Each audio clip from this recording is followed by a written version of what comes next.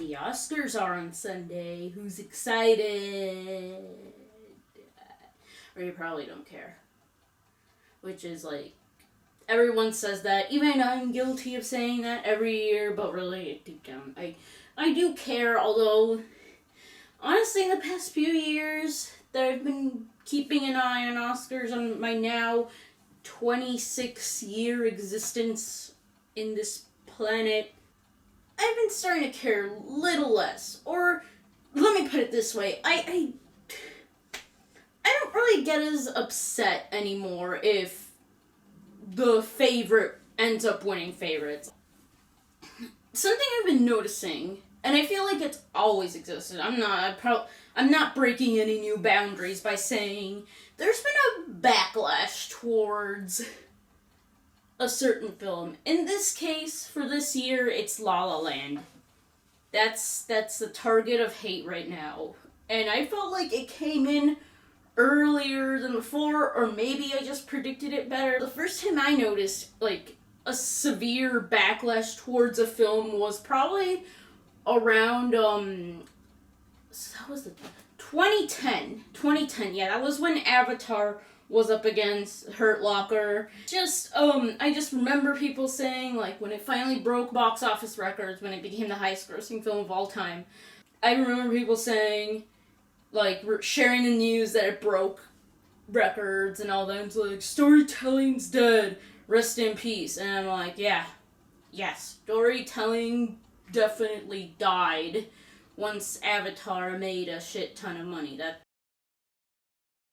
But spoiler alert, no, storytelling isn't dead. I don't think it'll ever die because it's how we came into civilization, and I don't see civilization ending anytime soon, unless, I don't know, maybe by the time I upload this, we'll all be nuked by Trump and North Korea and the Russians, and then, okay, yeah, then storytelling is actually dead.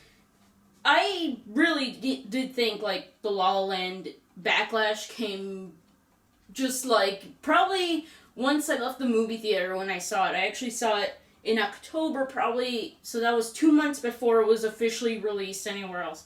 It was doing its festival circuit, and it was already getting buzz. So I think there are two main things with the backlash of La La Land, which, in a way, they're both valid, so let's get into that.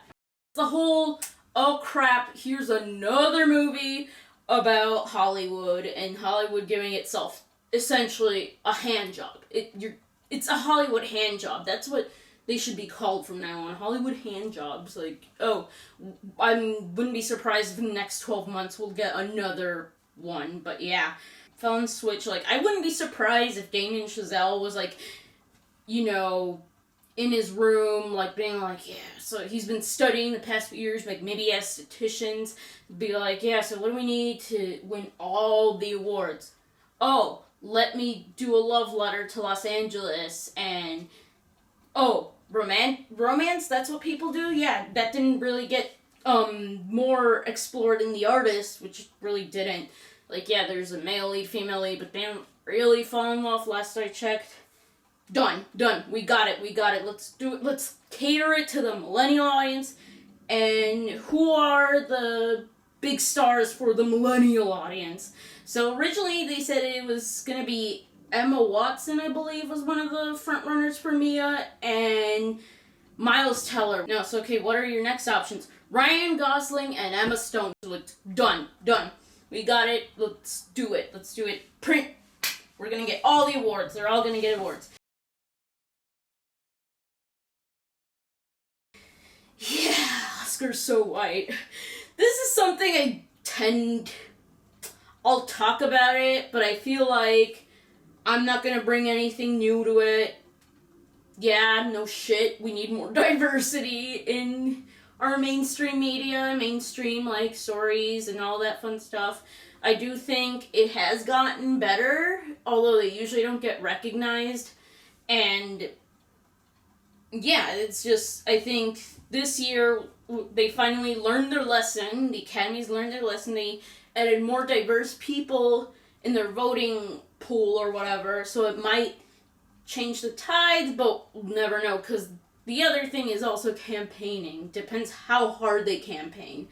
So people think they're better qualified films like Moonlight, which is actually my personal, like, pick for the Oscar poll, although, I feel like I'd be more than happy if it won.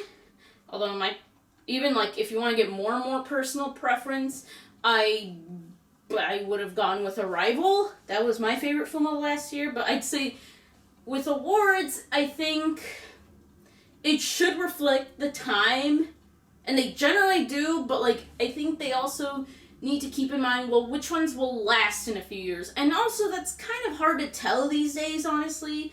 Like, some people are like, yeah, La La Land's gonna be like The Artist. No one remembers The Artist. Shut up. I remember The Artist. And you know who was snubbed from The Artist? The dog. Uggy the dog, may he rest in peace. God bless that dog. But essentially, it's all has to do with diversity, I think.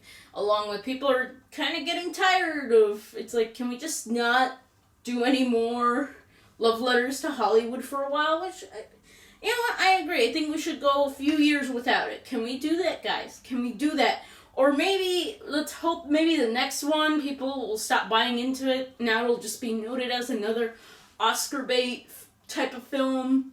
Kind of like with biopics and all that. Like, yeah, they love it, but, like, honestly, there's few or that will actually stand the test of time. Like, I remember, actually, it was the year Argo won, people were like, yeah, Lincoln's gonna win, because it's, like, Steven Spielberg, Daniel Day-Lewis has all, like, the Oscar bait in there, and then swerve, there goes Argo to come in and take all the awards. So I'm sure, like, say in the next couple of years, if we get another love letter to Hollywood film, people will be like, oh god, that's gonna win. And maybe some other film will swerve in, it's like, that's gonna be the new standard. But who knows? Or maybe it'll happen actually this year. I would like for Moonlight to win the big award, just because I feel it's a lot more relevant to the times, and also just want to piss off everyone. Just want to see like reactions and all that fun stuff. But that's getting into political talks. But as to whether it deserves the backlash, yes and no. This is one of those cases where I'm like, I understand why people hate it or joining in on the bandwagon with backlashing it. I completely understand. I still enjoy it personally.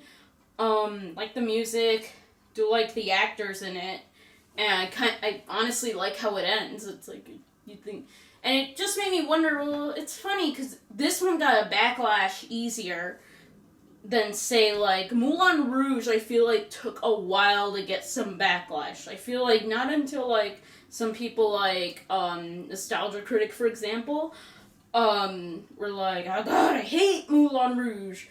But then, like, you realize, oh, there's quite a few of them. Quite a few of Moulin Rouge haters out there. So anyway, those are my thoughts on the La La Land backlash. What do you all think? Are you part of the backlash group? Are you like me, where you see where people are coming from and understand and would like, maybe you would like it to win? You think it deserves it? Or maybe you have another preference? You have 9 nominees. Let me know which one you think deserves Best Picture. Or, as I am slowly coming to terms with, at the end of the day, it's just an award. It's not going to mean anything in a few years.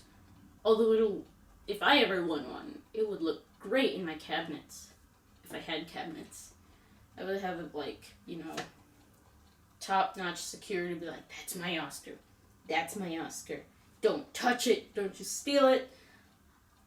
Yeah, it's all mine. Like, it'd be a nice thing to show off. Be like, oh yeah, shiny. So shiny. But you never know. It's probably, again, it's just an award.